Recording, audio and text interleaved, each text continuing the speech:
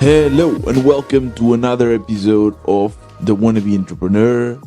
What's up, bootstrappers? Everything good with you? I hope you had a lovely week and a great carnival. Is today's carnival day? I think so.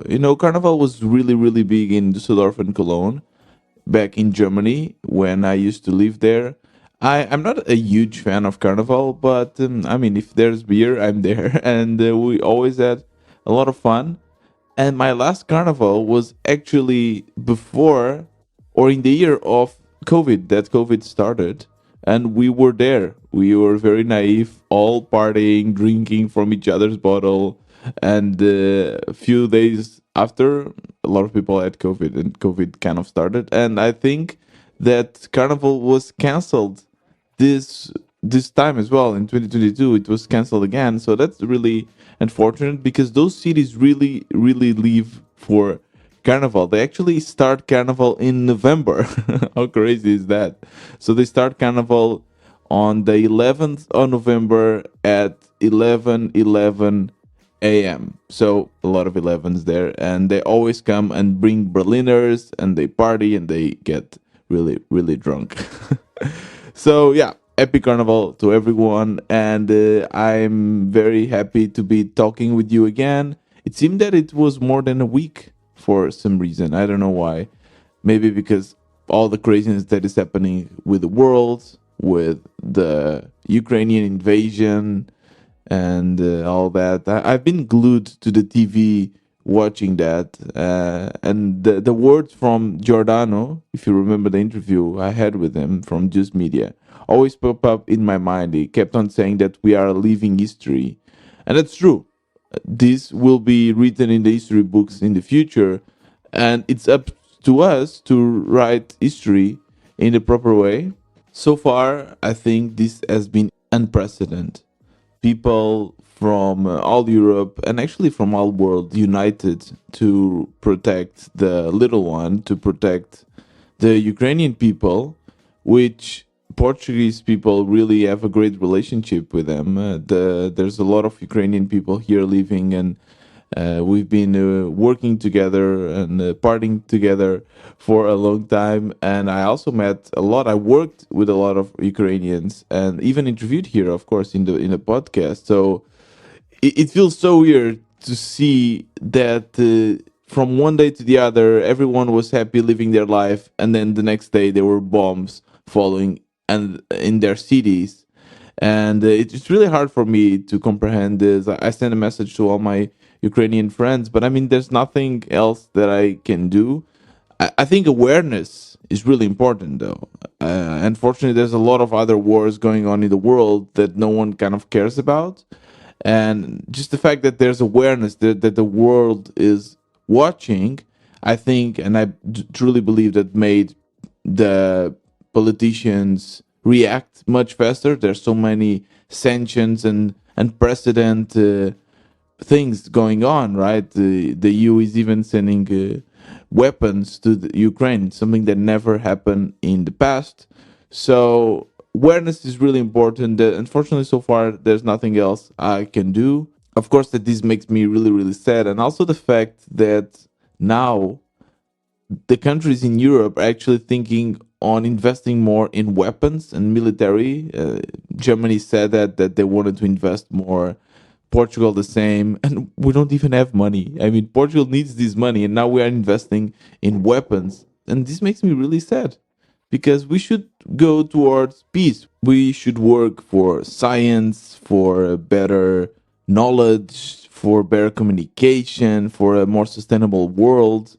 And instead, we are still working towards military, weaponry, and in the end, war. I understand that it's important and that Europe needs to do this, but it's still really sad.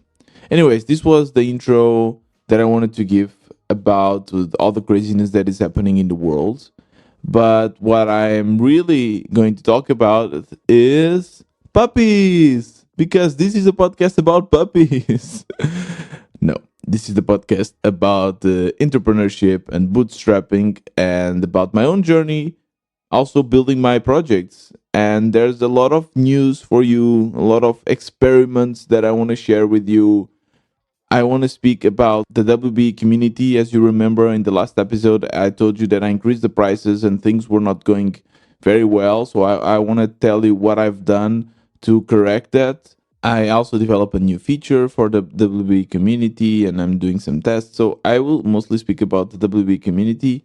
And I also want to share a little bit of a new idea that I had and how I kind of tested the waters with it using Reddit actually. So that's the idea for today's episode. And then in the end, of course, some tips and tricks.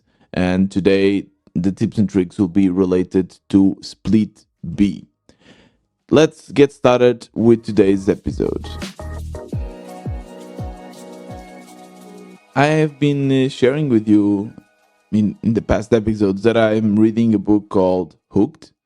It's taking a while, I know, for me to finish it, but I'm almost in the end and I've learned a lot.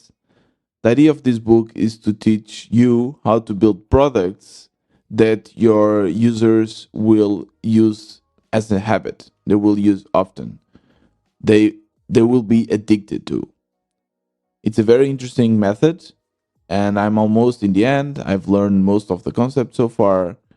And actually, this book was recommended to me by Alexandra. Alexandra, she's from Ukraine. I interviewed her in episode 152. It's a very interesting interview about marketing for bootstrappers. And I've been following Alexandra's tweets. It's really scary what's happening. She's been tweeting about Ukraine and Kiev and what's happening there. So I just want to say also that myself and the wannabe entrepreneurs are with you, Alexandra. We hope that you're safe. And this book is really, really interesting. Let me just give you a very quick summary of what I've learned and all the steps that are needed to create a habit. First of all, you need a trigger. A trigger is what brings the user to your website or app or whatever. And the trigger can be external or internal. External are like app notifications or emails or billboards.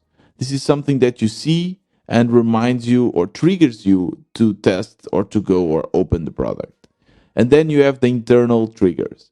The internal triggers are something that come from within. So, for instance, when you open Twitter, you feel some kind of an addiction. You want to see, but there's nothing actually externally that motivates you to open Twitter. You just decide by yourself. So, the goal for all the products is to create these internal tweeters. Oh my god, to create these internal triggers so that they don't have to invest anything in marketing or notifications or whatever to bring you to the product. You just return organically.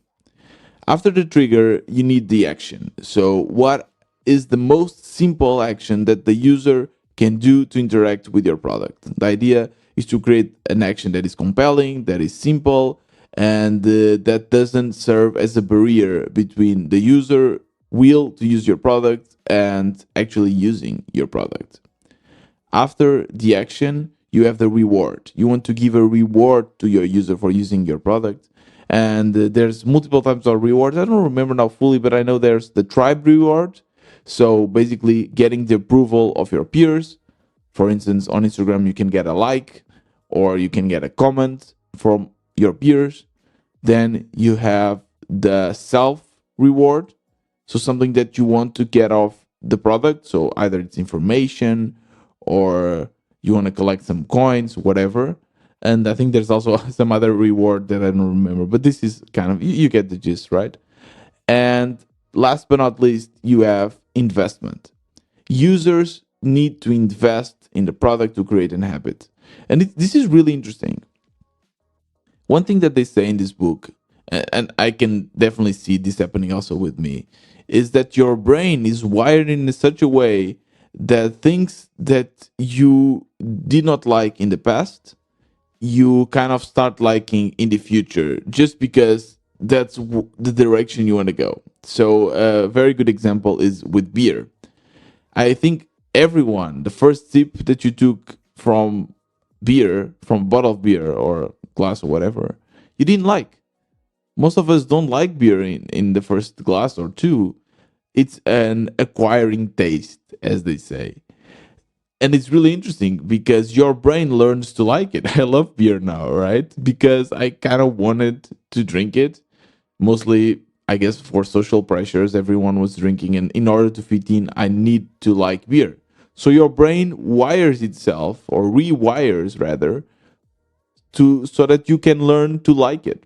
It's the same, for instance, with school. If you don't have enough marks to enter in a certain college, you get sad at first, but then you cannot rewire your brain and you think, no, it was a good thing that I didn't get in that college because I didn't want it to be a doctor anyways. And you really believe that.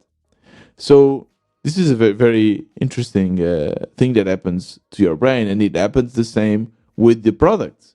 If you invest some time, if you invest money, for instance, you don't like gym, right? So when you're not in the gym, you see others going to the gym and say, "Oh, that's so stupid. I much rather run or play volleyball, whatever." But the moment you start paying for a gym, you need to like it because you're paying. Otherwise, if why would you pay if you didn't like it? You would look like a fool. So your brain again rewires itself so that you like it. So the more you invest into something, the more you like it. It's really important to have a little investment from the users.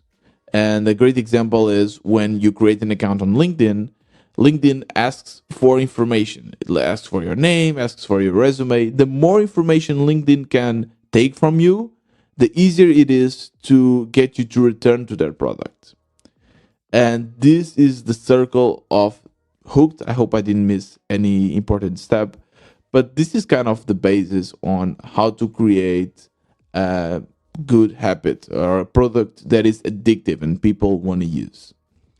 And it's interesting because I've been thinking on a very recent feature that I added to the community, to the WBE Space, and I'm trying to see how this fits into all this habit circle.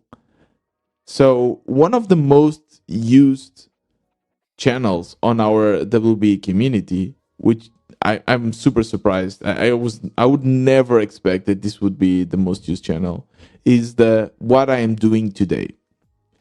This channel is where people share, as the name says, what are they doing, what they are working on. And in the beginning, it was funny. The first name of this channel was actually called Stand Up.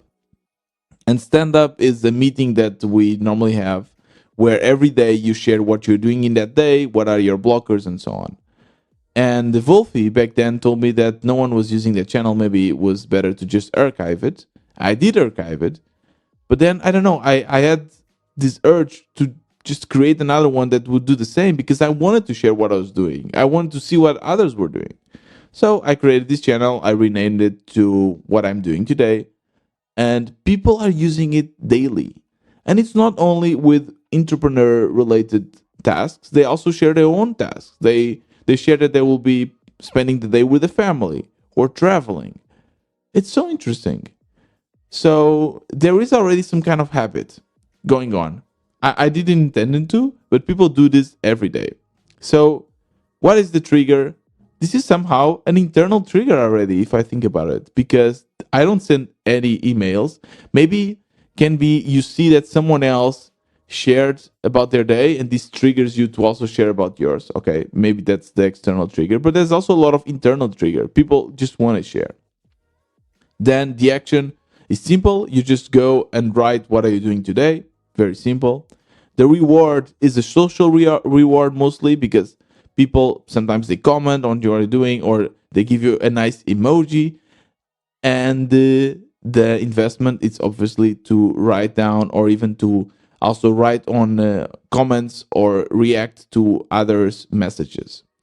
Recently, I added a very cool feature, which is a streak bot. And I took this idea from Product Hunt and basically tells you how many days in a row you shared what you're doing. And this bot, every time you write today's message, it will count and tell you you are in a 3-day streak or a 4-day streak. And people are loving it. And I am loving it too, because I don't know, it's some kind of another reward, right? So now every time I write something, I get a little count, and I don't want to stop writing it, because if I stop, my count goes back to zero. So this is a very cool new feature that I implemented. It was really nice to be able to code again and to create something. As you know, my product is a community, so it's not mainly a tech product, but I am a tech guy. So I will always come up with cool features, and this one worked. There's a lot of features that did not work, I have to tell you, but this one did, and it's really really cool. Another thing that it's happening with the community, and I told you, I've been telling you in the past episodes, is that I decided to increase the prices. I increased the prices from 4 euros to 8 euros, and this is almost the same in dollars. So it's like 4.6 to 9.6 or something, and it didn't go very well. In the beginning, I immediately got 2 new people joining, and I was like, woohoo! People still enjoy the community, and they agree with the prices, but then it stopped. It's been almost 2 weeks without anyone new joining the community. And I was freaking out. I have to say, I was freaking out. I was thinking, why did I decide to increase the prices? This was so stupid.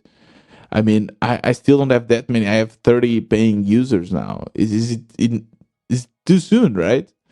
So after more than a week or almost 2 weeks of not getting any new member, I decided to reduce the prices back. I did a survey on Twitter, and I asked a bunch of people to give their opinion on what should be the prices, and I put 0, 5, 8, and 10. A lot of people voted on 0, which is nice because these are the people that are not my users. So it's important to have the 0 there so that I can filter out the users that will never use my community. And funny, the second most voted price is actually $10. And I was thinking, how is this possible? I just increased the price to $8 and no one is registering to the community. But now they vote all in 10. I really don't understand why. I think it's just really hard to explain how cool this community is in a landing page. I think that's the main problem. So what I decided was to price it at $5. And my reasoning is, if people are willing to pay $10 to join a community, $5 should be a no-brainer. They should think, okay, I'm in. I don't care because I'm willing to pay double. So this is a great price. I changed the price, if I'm not wrong, on Friday. So far, no one joined yet, so a bit sad. But let's see if the conversion kind of goes back to that 3% that I told you in the past. And that will be really nice because I'm kind of freaking out. There's not a lot of new members joining. It's really hard to describe what is the value of such a community or co-working space or whatever you want to call it.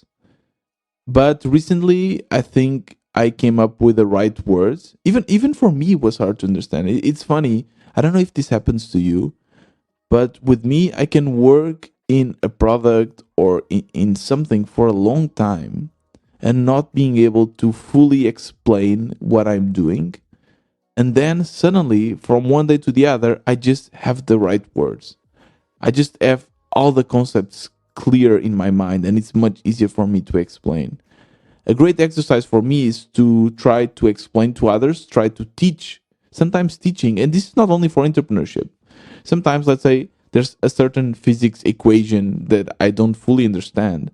But once I explain it to someone else, or rather, I know how to use it. I just don't maybe fully understand it. And when I explain it to someone else, then I'm able to understand because I have to put everything clear in my mind so that I can clearly explain it to someone else.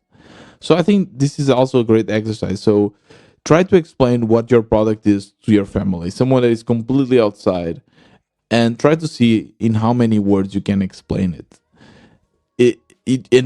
And try to improve it. It will be really hard in the beginning. People will be like, yeah, I really don't understand. But there will be a time when you just use the right word and they'll be like, ah, yeah, this is cool. Yeah, I can see how people use it. So this is kind of what was happening with the community. I was finally able to explain to my partner what the community was, and let me try to explain to you too.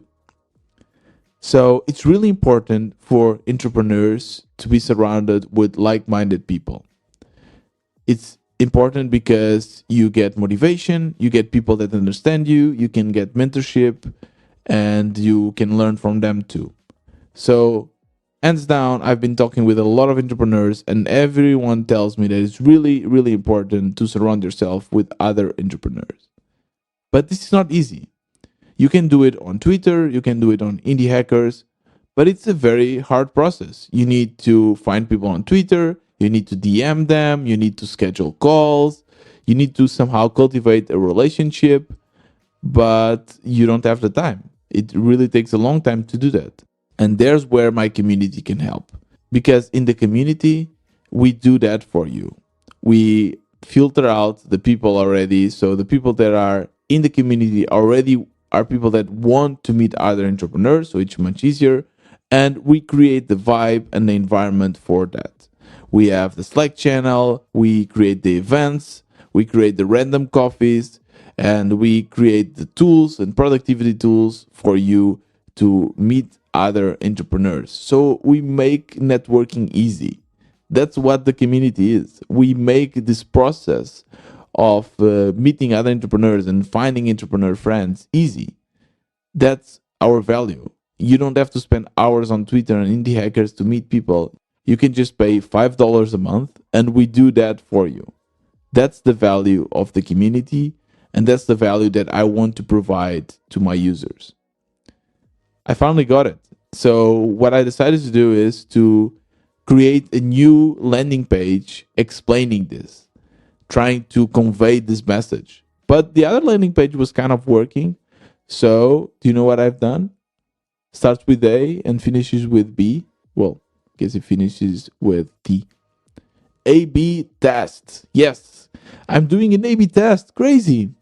We used to do this a lot in Trivago. We would like A, B, C, D test. Like we had so many variations for the same feature.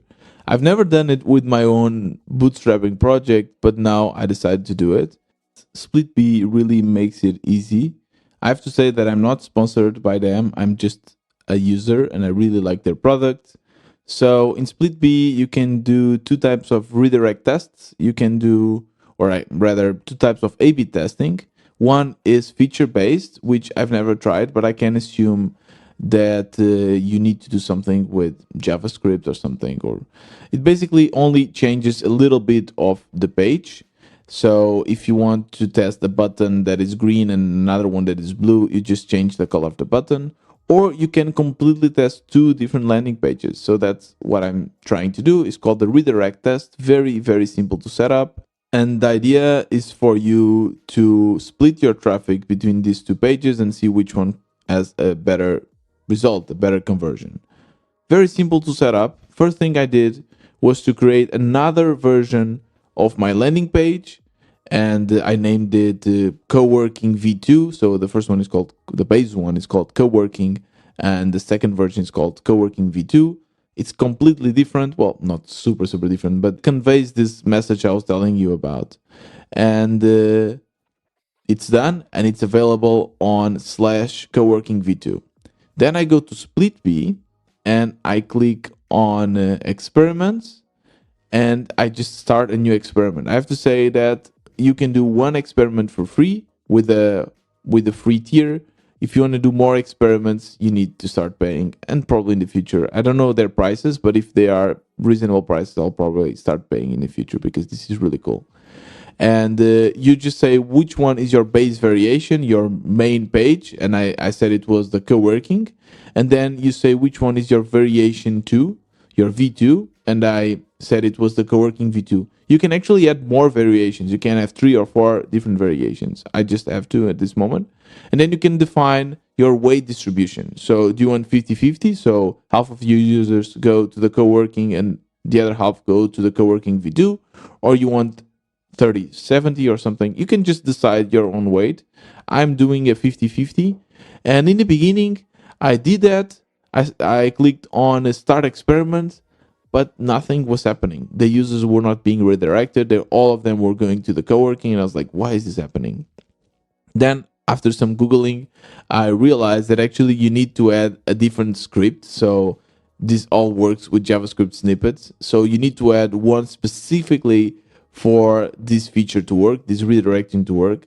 That's something that I have to point that is not very clear in their documentation. And even when you open documentation, you have nothing that describes how this works. So I had to Google it and then find it through Google.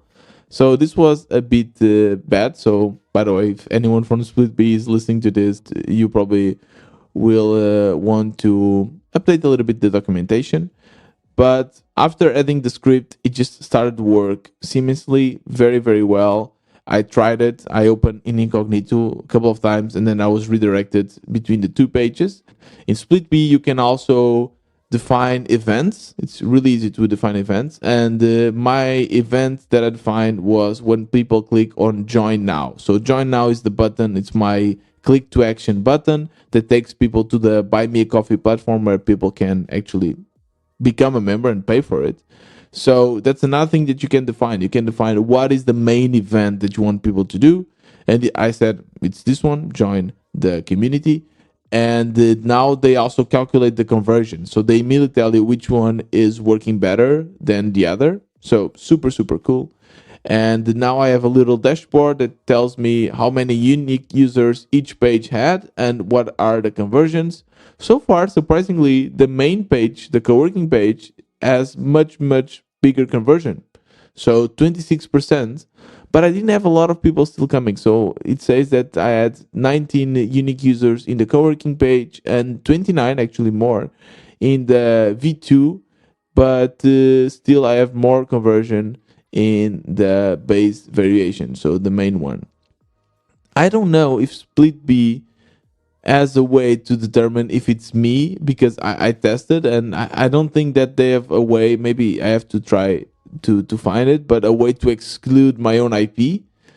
This is something that I really need to do because I don't have that many users coming. So my actions really affect the results of the test. And normally when you do A/B testing, you want to do it with much more traffic. So I'm not sure if this is enough traffic to actually come up with a conclusion, but it's a really cool feature and I think everyone should try it. And I will now work a little bit on the co-working V2 landing page because there are things that I can still do to improve, and I will see if it works better or not. I just wanted to share this because if you have a little bit more traffic and you want to test different features or want to test different colors, whatever, or even different wordings, you should do an A/B test. And if you are using SplitBee, it's really, really easy to set it up.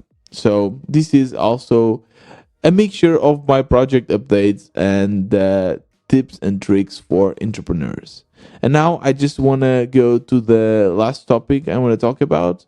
I want to talk about a new idea that I've been working on and how I was able to test it and maybe already to discard this idea. I'm still not absolutely sure. So this idea came came from my own problem, something that happened to me many, many times, which is to find cool coffee places where I can work. And it's not that easy to find coffee places for multiple reasons. First of all, it's a day of work, right? So when I'm going to find something, it might take some time for me. And especially if I'm, let's say, in Amsterdam, or well, I'm saying Amsterdam because this happened to me in Amsterdam, but whatever. If you're traveling and you want to work from a coffee place, you have to decide. I either stay in my Airbnb and work from here and I know that it will work, well, I will spend 1-2 hours to find the right coffee place and having the risk of losing that time.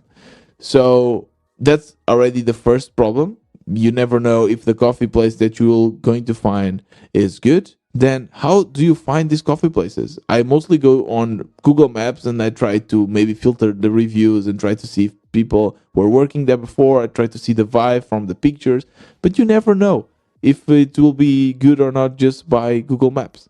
And it happened to me going to a coffee place, buying a coffee, opening my laptop, and the owner just comes and says, I don't want you to work here. Please stop working. Close your laptop.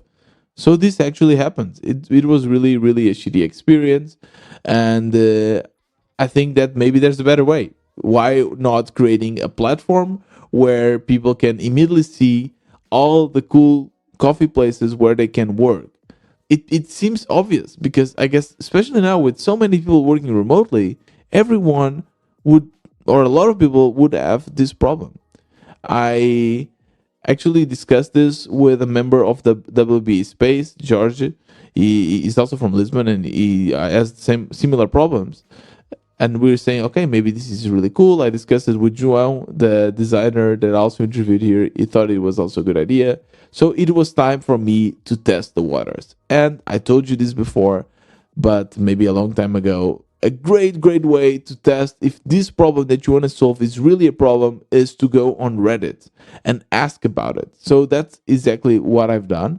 I went on Reddit and I went to the digital nomad subreddit because I imagine that if there's someone that has this problem or at least knows how to solve it, are digital nomads because they probably work from coffee places a lot.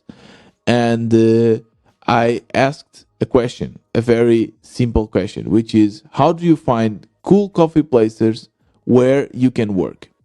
And I gave a little introduction. I'm working remotely and I quite often I like working from coffee places. However, it is always a pain to find new spots that are calm with good Wi-Fi and nice working vibe. How do you find cool places where you can work? And if you see what I'm doing here, I am this has two main purposes. First purposes, I want to see if this is a real problem. And by that, I will determine that if people actually upvote my thread. If everyone ignores it, most likely it's because no one really cares about it. And I will see how they answer.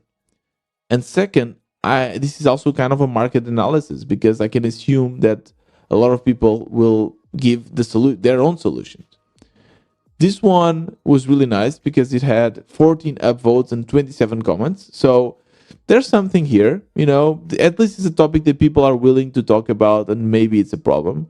And then I started just reading people's comments. Most people are actually using Google Maps. So exactly like me. It seems that a lot of people were doing the exact thing that I was doing. Going on Google Maps, going there, maybe doing some scouting of the place before and determine which coffees are good and then repeating those. So I was feeling good. I was feeling that there was a lot of people with the same problem. Maybe this could be a good idea. But then some people also gave a solution and some products that already exist that somehow do exactly what I wanted to do.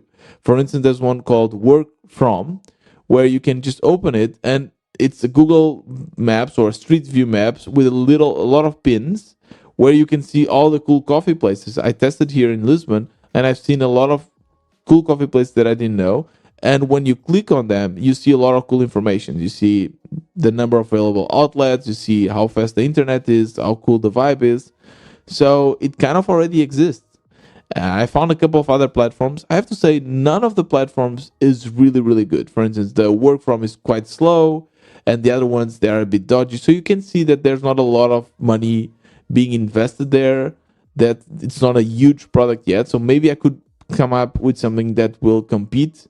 But somehow, the fact that it already exists, I don't know. What I wanted to do now is to use it myself. I want to use this Work From product myself and find some coffee places and go because this is the best way to see if I'm being biased, right? Because if there's a product that already doing this is a product that already solves my problem and I'm not using it, even though I know it exists, why would I use my own product then? It makes no sense. So this is a great way because now I have already a lot of research done just with one simple Reddit thread.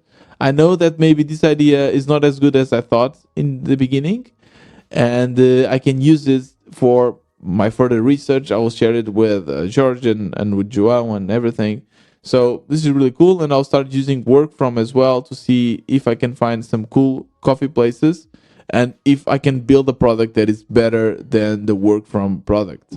I will keep you posted on how this is going, but again, now I'm focusing 100% in the community. And this is actually the last month.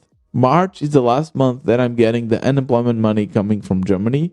It was really great, I have to say. This is so good. And I have a lot of entrepreneur friends that are doing the same. This really gives us the time to spend in learning about how to be a good entrepreneur. If it wasn't for this, I probably wouldn't have this podcast. I probably wouldn't have the community or even change it. So it's been really cool, but it's getting to the end, and I'm still not making enough to be able to live from it. So it's a bit stressful. I don't know. Let's see how March go. I have to say February was amazing. I got a lot of new members.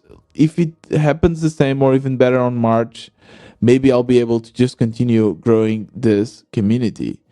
But yeah, regarding the lifestyle of the entrepreneur, it seems that I've been more healthy or with a healthier mindset. I'm not stressing out that much. I'm more relaxed, even though not and nothing actually changed. Everything is kind of the same. So it's again, as I told you, it's always a roller coaster. Sometimes you're really down, sometimes you're really up. In the past 2 weeks, I've been okay. I'm learning how to deal with uncertainty, learning how to deal with being an entrepreneur. It's an acquired taste. It doesn't come easy, but I don't know. I'm feeling good, and I'm feeling that I'm having the impact that I wanted. I wanted to have, of course, a bigger impact, but we are now 100 people listening to these episodes every week, which is amazing. 100 people are listening to me at the moment. Hello, everyone. And today I got, or yesterday actually, in the end of the February, I got kind of quote unquote my paycheck coming from the community. So I asked Stripe to give me a one-time payment with all the money I've made in each month. So it has two main reasons. First of all, it sounds like I'm getting a salary, and second, it's I think I get lower fees from Stripe. The other option would be for Stripe to pay me every time. So let's say someone joins, I immediately get the $5, but now it's better to just accumulate everything. And yesterday I got 230 euros. Amazing. You know, I know it's still very far, but I mean, it's good. It's good money. It's good money that I'm getting. And even if I get a job now and I just keep on working in the community on the side, it's an extra 250 euros that I'm getting. So not bad, not bad for a 6 months investment. It's not easy to get this from other kinds of investments, I have to say. And so, yeah, I'm feeling good. And there's nothing much to say in the lifestyle of an entrepreneur besides this. So, this is the end of today's episode. Let me just give you the last notes. As you know, if you want to be a wannabe entrepreneur, big fan and support us, there's many ways you can do. What is the first one? Share it with your friends. Tweet about the wannabe entrepreneur. Something interesting that you learn in this episode, maybe about SplitBee or maybe about a community, whatever. You can tweet about it, and all of your entrepreneur friends will know that you listen to the wannabe entrepreneur, and they'll be like, "Oh, this is so cool. I also want to be an entrepreneur, so I will listen." And another way you can support this podcast is to become a member of the WBE Space. Mostly if you want to meet other entrepreneurs, it's really important to surround yourself with like-minded people, and this is the place for that. It's $5 per month, and you will also be supporting this podcast. If you don't want to join the community and you only want to support these episodes, you can just also go there and buy. You don't have to join the community, and you are supporting the Wannabe Entrepreneur podcast. It really means a lot, and it makes my day when I see that someone is supporting this podcast. And that's it. That's it for today's episode. I hope you have a great week. This was another Wannabe Entrepreneur. See you on Thursday.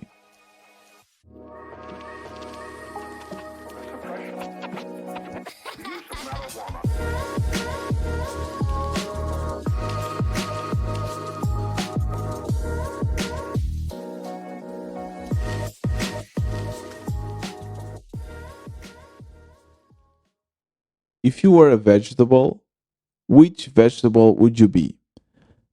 And it's not the vegetable that you like the most, it's the one that resembles your personality the most. Let me know on Twitter.